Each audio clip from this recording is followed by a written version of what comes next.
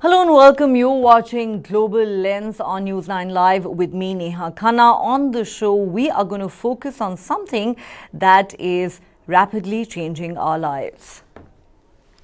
In our increasingly digital lives, one phenomenon that you cannot avoid hearing or reading about these days is artificial intelligence. Reams of print have been devoted all over the world to decode, dissect and debate the power of AI and what it means in our rapidly changing world. Many have hailed the advent of artificial intelligence as a game changer, while many others are repeatedly warning against it. Now, no less than the United Nations has expressed alarm over AI and wants it regulated. Recently, UN Secretary General Antonio Guterres said the malicious use of AI systems for terrorist, criminal or state purposes could cause horrific levels of death and destruction, widespread trauma and deep psychological damage on an unimaginable scale. Generative AI has enormous potential for good and evil at scale. Its creators themselves have warned that much bigger, potentially catastrophic and existential risks lie ahead. The Secretary General has in fact called for a new UN body to tackle the threats posed by this technology. He said AI-enabled cyber attacks were already targeting UN peacekeeping and humanitarian operations. Guterres was speaking at the very first UN Security Council session on AI. Listing the dangers involved, the Secretary General said the advent of generative AI, the term for AI tools such as ChatGPT, could be a defining moment for disinformation and hate speech and add a new dimension to the manipulation of human behavior. Calling for the setting up of a new UN entity along the lines of the Intergovernmental Panel on Climate Change or the International Atomic Energy Agency, Guterres said the overarching goal of this body would be to support countries to maximize the benefits of AI for good, to mitigate existing and potential risks, and to establish and administer internationally agreed mechanisms of monitoring and governance. The UN Secretary General added that by 2026, the UN should develop a legally binding agreement banning the use of AI in completely automated weapons of war. This UN session was chaired by the UK and its Foreign Secretary James Cleverly, opened the proceedings with a call for global governance of AI, saying, and I quote, "We urgently need to shape the global governance of transformative technologies because AI knows no borders. No country will be untouched by AI. It could enhance or disrupt global strategic stability. It challenges our fundamental assumptions about defense and deterrence. It poses moral questions about accountability for lethal decisions on the battlefield. AI could aid the reckless quest for weapons of mass destruction by state and non-state actors alike. But it could also help us stop proliferation." Interestingly, one country that seemed to express its displeasure with this discourse is China, with many interpreting its stance as a reflection of Beijing's growing tensions with the United States. Fact is, AI is already all-pervasive. It has swept across institutions as diverse as universities, factories, media companies, governments, and even amusement parks. According to accounting and research firm PricewaterhouseCoopers, by 2030, AI could contribute up to $15.7 trillion to the global economy. That's more than the current annual output of China and India combined. A report by investment bank Goldman Sachs suggests that AI could replace the equivalent of 300 million full-time jobs across the globe as certain tasks and job functions become automated. That would be equal to a quarter of all the work that people do currently in the United States and all of Europe. Proponents of AI say the technology could increase productivity, automate mundane tasks, and afford the opportunity to focus on creative and innovative endeavors. Detractors, however, warn that AI could supercharge the spread of misinformation, hate speech, and deceptive information, such as deepfake videos and audio. The technology could even pose an existential threat for humanity, some experts have warned. On the one hand, experts say generative AI could help end poverty or cure cancer. On the other, the technology could have very serious consequences for global peace and security. The question we're asking on Global Lens tonight is this: is artificial intelligence a force for good, or do we need to seriously worry about the evil it can unleash on our world? And what can countries, governments and the United Nations do to regulate artificial intelligence to ensure that the catastrophic consequences that we are being warned about do not become a reality? Clear that AI will have an impact on every area of our lives, including the three pillars of the United Nations. It has the potential to turbocharge global development, from monitoring the climate crisis to breakthroughs in medical research. It offers new potential to realize human rights, particularly to health and education. But the High Commissioner for Human Rights has expressed alarm over evidence that AI can amplify bias, reinforce discrimination, and enable new levels of authoritarian surveillance. Generative AI has enormous potential for good and evil at scale. Its creators themselves have warned that much bigger, potentially catastrophic and existential risks lie ahead. Without action to address these risks, we are derelict in our responsibilities to present and future generations. To be clear, the malicious use of AI systems for terrorist, criminal, or state purposes could cause horrific levels of death and destruction, widespread trauma, and deep psychological damage on an unimaginable scale. I urge the Council to approach this technology with a sense of urgency, a global lens, and a learner's mindset. Because what we have seen is just the beginning. Never again will technological innovation move as slow as it is moving today. We are here today because AI will affect the work of this Council. It could enhance or disrupt global strategic stability. It challenges our fundamental assumptions about defence and deterrence. It poses moral questions about accountability for lethal decisions on the battlefield. The UK is home to many of the world's trailblazing AI developers and foremost AI safety researchers. So this autumn, the UK plans to bring together world leaders for the first major global summit on AI safety. Our shared goal will be to consider the risks of AI and decide how they can be reduced through coordinated action. All right, so what kind of a battle do we have on our hands as far as artificial intelligence is concerned? Many experts around the globe have been warning against its destructive powers, and now no less than the United Nations has said that AI needs to be regulated, else it can lead to unimaginably catastrophic consequences. Let's understand this entire issue with our expert. Joining me on the show tonight is Jitin Jain, a familiar face on this show. He's, of course, a cybersecurity expert and director of Digital Lab Voyager InfoSec. Welcome, Jitin. Let me start by asking you a simple question. How do you react to the fact that for the first time ever, the United Nations decided to hold a special session to discuss artificial intelligence and what it means for us? The Secretary General has said that the malicious use of AI systems for terrorist, criminal or state purposes can cause horrific levels of death and destruction and deep psychological damage on an unimaginable scale. Its creators themselves have warned that much bigger, potentially catastrophic and existential risks lie ahead. Clearly, AI needs to be tamed according to the UN, and now it wants to set up a separate body on the lines of, let's say, the IAEA to regulate the use of artificial intelligence around the globe. What explains the fact that the UN is expressing so much alarm over artificial intelligence? I think, Neha, what happened today at UN and the statement by the Secretary General about the potential misuse of AI, the dangers of AI, and the chances of it causing it evil at scale. I mean, one could not disagree with it. I mean, we fully agree what he was saying. But I think there is a context and pretext to what is happening today.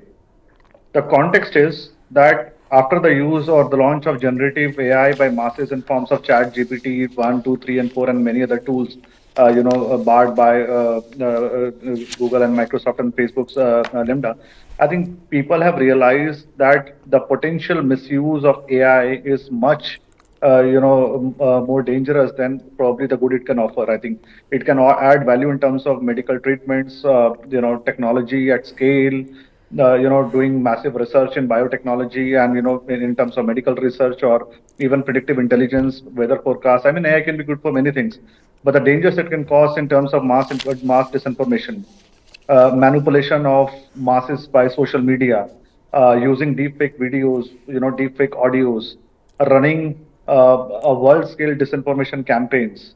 It has the ability to put falsehood at the equivalent scale with the truth and the reality. I mean, that is the danger we are facing today. But I think so. One would fully agree with the statement of Antonio Guterres, the Secretary General, about the dangers and threats AI poses. But I think his suggestion or attempt to create a multilateral institution or or a regulatory body like IAEA under UN umbrella to regulate AI is, in my opinion, nothing but a lost battle by a failed institution. I mean, UN has not been able to deliver anything in last 20 years. There are no reforms on the Security Council. There are at least 15 countries which have got nuclear weapons, but only 5 sits with a veto on the Security Council. There is no intent and will to reform. I mean, it has become a selective cocon of few countries who just want to dominate the global good or the global power. Second, I think today, even in those 5 or 6 elements on the Security Council, 2 are turning rogue. You are seeing a full-scale war of aggression by Russia against Ukraine. You are seeing a belligerent China who's just willing to go, every way to implement this principle of buy, beg, and borrow, or just steal the technology and go for a technological leap by hacking, by espionage, by surveillance. So we have got 2 rogue elements in those 5 members in Security Council, but despite of that, there is no intent to reform. Second, I think look at the nuclear weapons. Despite of all these nuclear bodies and everything, I mean, we could not stop Iran from developing nuclear weapons. We could not stop North Korea. So I think it's a failed institution which has not been able to deliver on anything. And then you come to terrorism, which is the single biggest threat to the world today. Even today, there is no singular definition of terrorism, even by UN. I mean, we do not even have a common definition of terrorism. I mean, every terrorist India takes to UN Security Council for designated a list of, for terrorism, China blocks it. And there is nothing you can do. So I think this whole mechanism, even if you bring another body to, in a way, regulate internet, but US is already attempting. I mean, UN has a body called UN government, group of government experts to, have some sort of say in internet governance. But they just only meet, discuss, have a cup of coffee and go and publish some papers. It doesn't have any real effect on internet governance. So even if you were to form a body to regulate AI tomorrow, I don't think, I mean, it will be a situation where some countries who do not have the AI, enough technology or research in the AI, they might comply with it. The countries who do not even have willpower or economic muscle, they might comply with it. But countries which have got good progress or research in the generative AI or AI-based weapons or the rogue elements like China and Russia, they will never comply with those UN regulations or UN bodies or whatever sanctions or regulations they may come up. So I think it is not going to serve any purpose except having a good meetings in air-conditioned rooms in New York and having some chai or samosas together. Beyond that, I think those who have the technology, they will go for it, they will pursue it, they will use it, they will misuse it, they will do it. I mean, they will use it in every manner for their national interest. And those who don't have it will still, strive to get it and, develop it. So I don't think everybody, there is nobody which is going to stop, even if UN wants to regulate. Jitin, I have to say that I cannot blame you for a second for your cynicism about the UN and its functioning and essentially its massive failures. I think I call myself a skeptic too, given the United Nations track record, given that there is currently a massive war going on between Russia and Ukraine. There's been, as you pointed out, proliferation of nuclear weapons in so many different parts of the world. The list goes on. And you've actually given us quite a comprehensive list and multiple reasons to believe that perhaps this is a lost cause and a non-starter for the UN to set up a separate entity of its own in the hope to regulate artificial intelligence and ensure its misuse. But coming back to the dangers of artificial intelligence, and I'm not suggesting here that artificial intelligence does not, cannot be used for good. However, what we're discussing tonight are the risks and the dangers that it poses. The Secretary General, amongst other things, said that talking about the advent of generative AI, for example, tools such as ChatGPT, it could be a defining moment for disinformation and hate speech. It could add a new dimension to the manipulation of human behavior. You talked about the dangers of deepfake videos, for example, that the internet already seems to be flooded with. But another very serious concern has been expressed, not just by the UN Secretary General, but also by others, including the UK Foreign Secretary, James Cleverly, who in fact presided over this particular session of the United Nations. And I want to quote for you, Jitin, and for our viewers, what James Cleverly said during this special UN session. He said, "We urgently need to shape the global governance of transformative technologies because AI knows no borders. No country will be untouched by it. AI could enhance or disrupt global strategic stability. It challenges our fundamental assumptions about defense and deterrence. It poses moral questions about accountability for lethal decisions on the battlefield. AI could aid the reckless quest for weapons of mass destruction by state and non-state actors alike, but it could also help us stop proliferation." How would you weigh in on this, Jitin? How serious are the dangers posed by AI in the areas of, let's say, terrorism, war, and weapons of mass destruction? I think when you speak of technology, Neha, be it cyber weapons or AI, deterrence is the only defense. There is no other way. So if you have enough capacity to deter someone, you will be able to defend yourself. I mean, let me ask you three questions.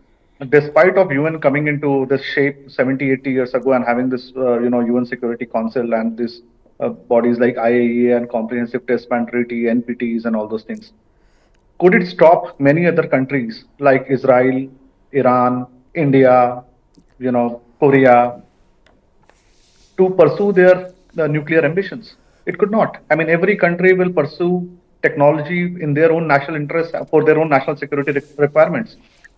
Two, who are these people who are suggesting that we should regulate AI? Who are these countries? Who are the people who have written this letter that let's stop research in AI for next 10 years till we figure out what can go wrong? The very same people, set of people who from last 15 years have been spending millions and billions of dollars in the AI research to develop these products, launch these products into the market, capture the market. Once they have captured the market, once they monopolize the market, once they have achieved a certain level, now they don't want any other country like India, China, or Russia to match them, to invest further money into the AI research and come at par. So what do? You start pitching this whole propaganda of let's regulate the research in AI, let's stop the research in AI, let's have a body, let's decide whether we should have a technology proliferation or not, let's have a regulatory body which can deal with the technology transfer. I mean, these are all, high-ended dreams. Nothing will happen out of it. And it's just a quest of UK to become a global, house of some sort of AI regulatory body post-Brexit. But I don't think it is going to serve any purpose. Let's assume for a minute that even if 140 countries or 180 countries were to sign some sort of treaty that we will regulate the use of research and AI, we will not use AI for disinformation, we will not use AI for the weaponization or weapons of mass destruction, we will not use AI for defense, offensive robots or offensive technology. Would you actually believe that these countries will not secretly pursue their AI research for weaponization of technology? Every country will. China will. Russia will.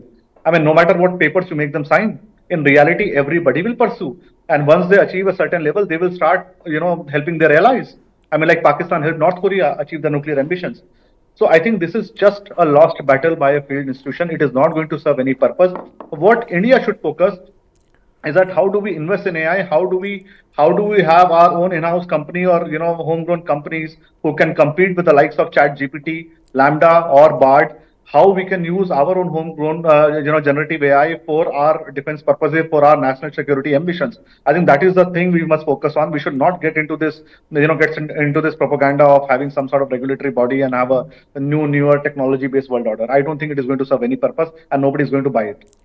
Nobody's going to buy it. You are quite right. The UN Secretary General, amongst other things, also said that by 2026, the UN should develop a legally binding agreement banning the use of AI in completely automated weapons of war. And one is constrained to ask. Just for a second to intervene, is just like a billionaire with 500 cars preaching the world that let's not use, let's not buy more cars, let's not manufacture more cars because it will lead to global warming. I think you Yes. can make anybody sign anything, but nobody will follow.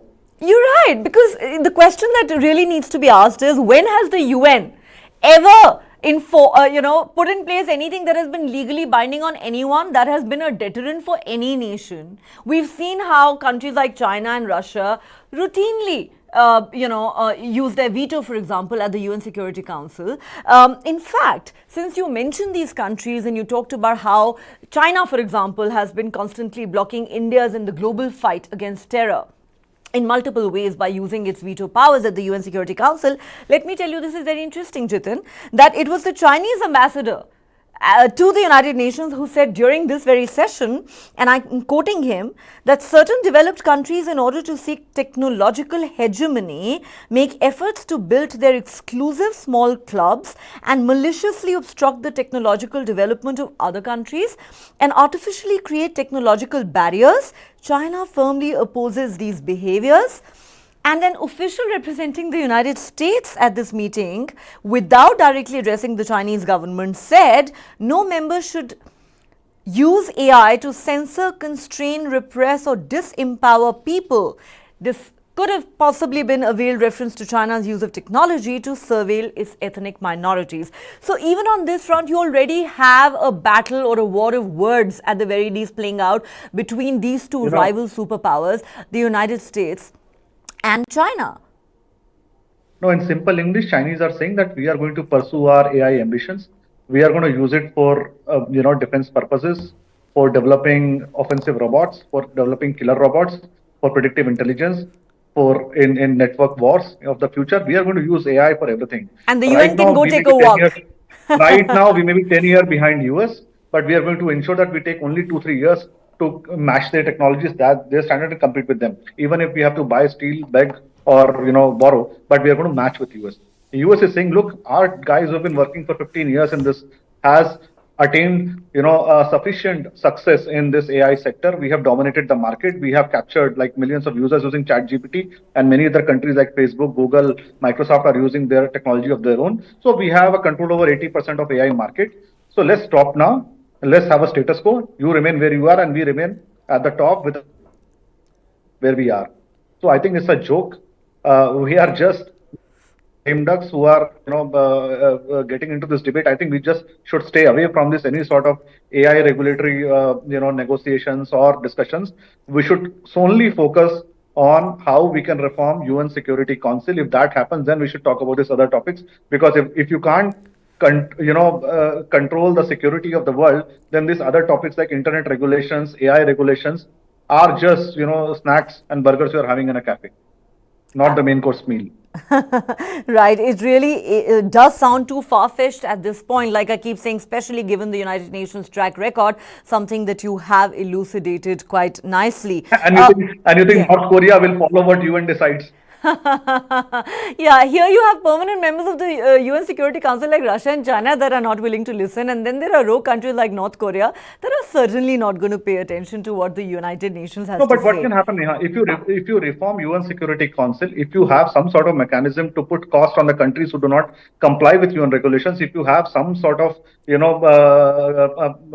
graded punishment mechanism or enforcement mechanism of the UN resolutions, then I think you could talk about these things. But unless and until you are really able to enforce the ICJ judgments, UN Security Council resolutions, I mean, imagine in a world where terrorists walk free on the streets in Pakistan, despite of UN designation of those people as terrorists.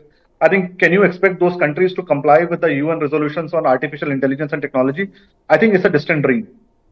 Yes, you're quite right. It does look like a pipe dream at this point. But, again, looking at the larger picture of what AI really means in our world today, Jitin. We've talked about the dangers that it poses in terms of spreading misinformation, fake news, hate speech. We've talked about deepfake videos and the rest of it. We've talked about how it can, unfortunately and frighteningly, contribute to terrorism or possibly weapons of mass destruction going forward. Let's now talk about the economic aspect.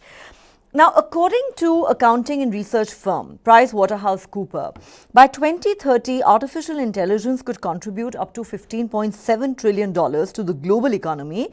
That is more than the current annual output of India and China combined. And a report by investment bank Goldman Sachs says AI could replace the equivalent of 300 million full-time jobs across the globe. As, of course, we know many jobs are fast getting automated, and that would be equivalent, Jitin, to a quarter of all the work that people currently do in the United States and all of Europe. So talk to us about the economic dimension of artificial intelligence. Are there more cons than pros? What do you think? No, we have had nobody can forecast the future. We can only speculate, but I think we have had this same set of arguments which came up in 90s when world was adopting the computers and then the internet came in. People said that, look, if you're going to use computers and internet, you will lose millions of jobs because everything will be, calculations, programs, statistics, intelligence, calculations, predictions will be done by computer instead of a human. But I think that may have taken certain jobs, but developed an altogether new industry in a sector with another new set of jobs. So I think the same with AI. Imagine today, if you want to start a news channel, you don't need anchors, you don't need journalists. You can subscribe to random feeds by so many, news channels and websites on internet. You can ask generative AI to just take input of all these feeds, repurpose or rephrase them to an altogether new story based on those news articles. Then you can ask generative AI to develop a video-based story for that. You can then ask generative AI to create a news anchor. You can train the AI on the photos of an anchor like you. You can say that, okay, this is a 10-hour footage of Neha Khanna. Please generate a new video of Neha Khanna reading this news out. And then the AI can automatically upload that video on YouTube and millions of people can watch. So one single person sitting on a laptop by using generative AI-based algorithms and programs can run a news channel with his own set of news anchors, with a set of news articles, news videos, and they can also reply to the comments. Today you cannot reply to 5,000 people who are commenting on the videos, but generative AI can. So it's more interaction, more eyeballs, more revenue, more money. But will it lead to the job loss of Neha Khanna? No. I think you would have new kind of jobs. Thank you for that reassurance, Jitin. You were scaring the hell out of me. But please go on. No, you may lose a job, but you might become an entrepreneur of a new AI-generated news company.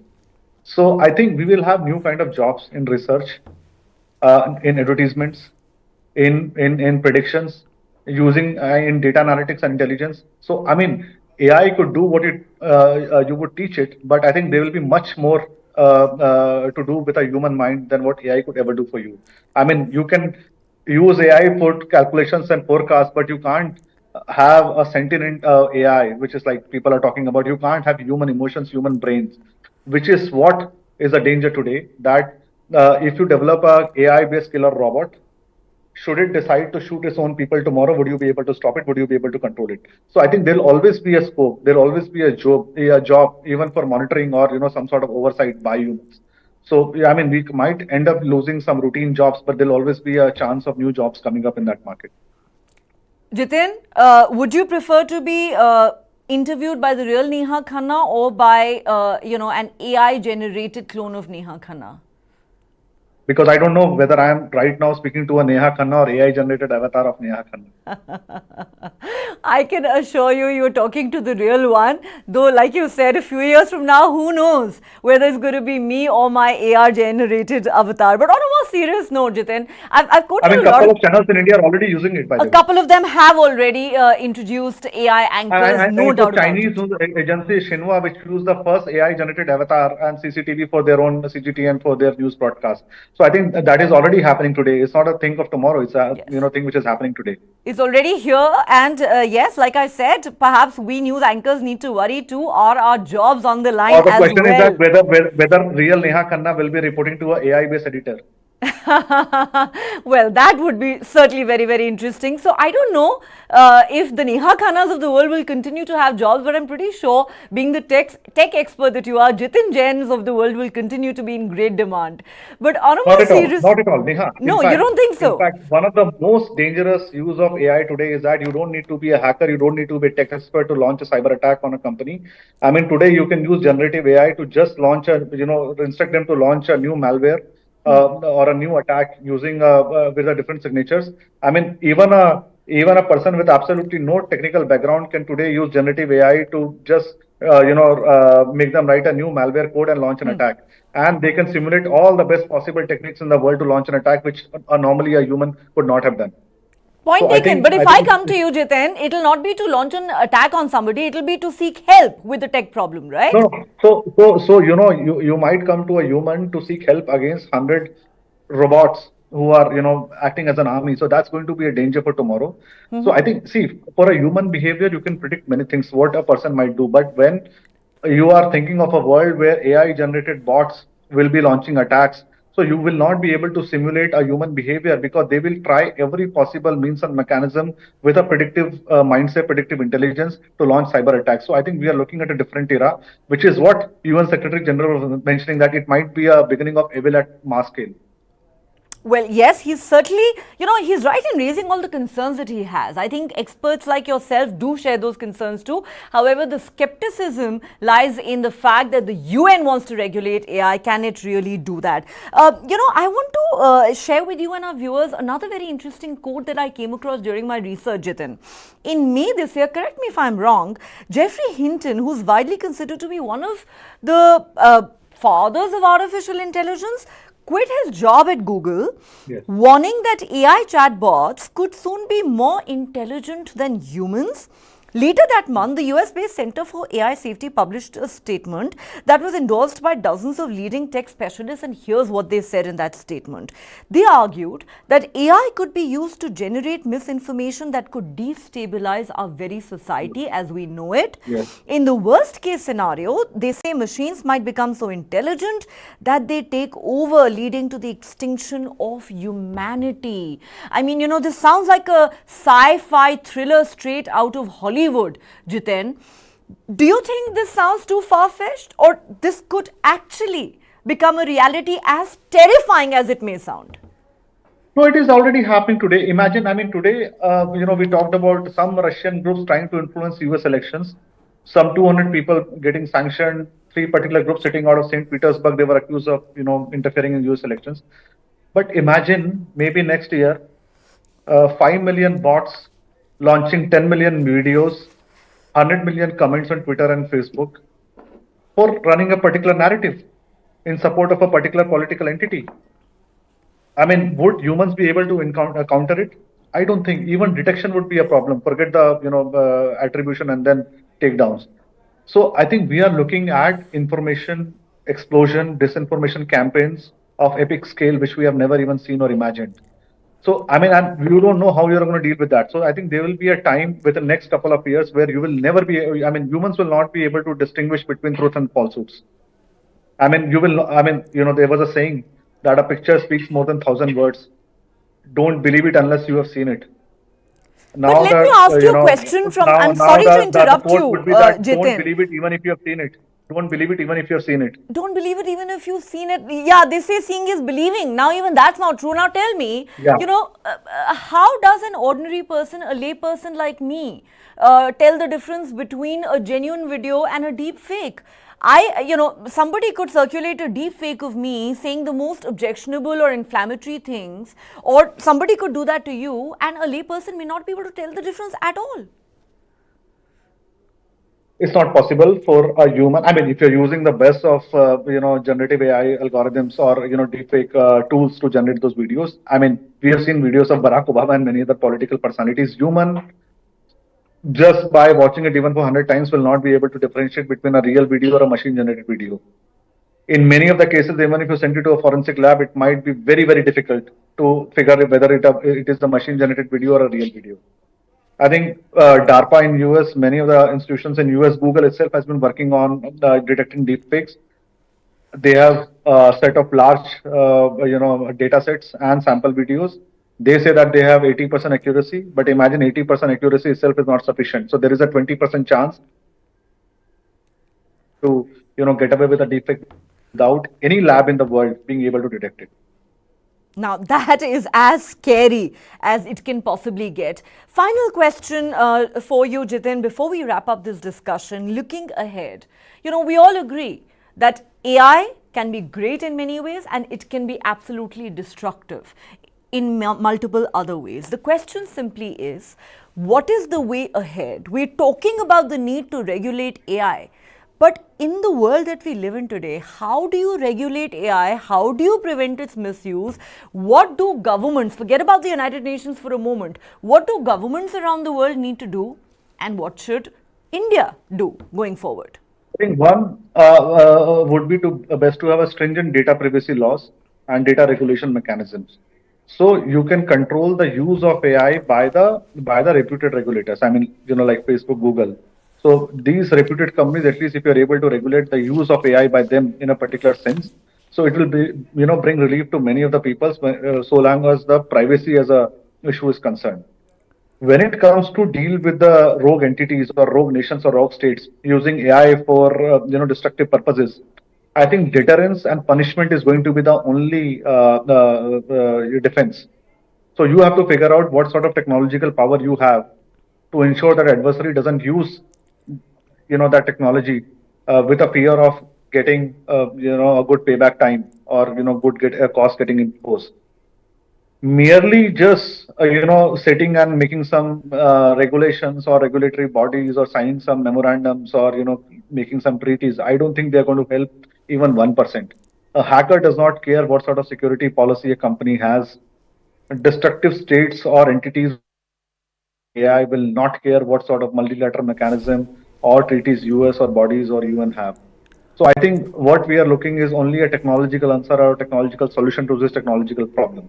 Invest more in the research, invest more in detecting deepfakes, invest more in being able to control an AI which is destructive by being able to detect it, regulate it, by having the technological competence to do it. Regulations and paper agreements will not help. And one final question, Jitin, before we let you go. Like I said, it almost seems like a sci-fi Hollywood thriller. We've had movies like The Terminator in the past. But tell me this, do you believe that we could actually, going forward, see a world where machines threaten to sort of subjugate humans? No, I don't think till the time we see the evolution of a sentient AI, जिसे कहा जाता है जब जब जब कृत्रिम विज्ञान में भावनाओं का जन्म होगा, जब तक वो नहीं होगा, till that time I think we are safe. We'll always be able to control, regulate. It might be able to have so many destructive use cases, but you will all, as they are saying that once you have some sort of sentience, which is, I think people say that it is 15 years away, 20 years away, or even if it is 20 years away, if you have a sentient AI which can think, which can react, which can feel, I think that is going to be the a more one of the most difficult moments of human history, where our survival will be threatened, our existence will be questioned. So our ability to think, our ability to feel, or our emotions are the only thing which are keeping us today different from AI generated code or a bot. Till the time that difference remains, I think we are secure. Once those lines are blurred, once you are able to create some sort of feeling or some sort of sentiment, some sort of emotion in a computer code, I think that is going to be the end of it. That is going to be the end of it. Let's certainly hope it doesn't Or end of come us. to that. Yes, let's certainly hope that we do not see an AI-generated apocalypse, if I may put it that way. But Jitin Jain, it's been a pleasure talking to you. Thank you so much for demystifying artificial intelligence for us. Thank you. Thank you. Thanks, Neha. All right. Artificial intelligence is here to stay clearly, but the big question is how do we regulate it and ensure that it does not go out of hand and it does not unleash this sort of evil with catastrophic repercussions that we're being warned against by experts around the world, including now the United Nations. That remains the million-dollar question. Time for us to take a quick break here on Global Lens. Don't go anywhere. Lots more on the other side.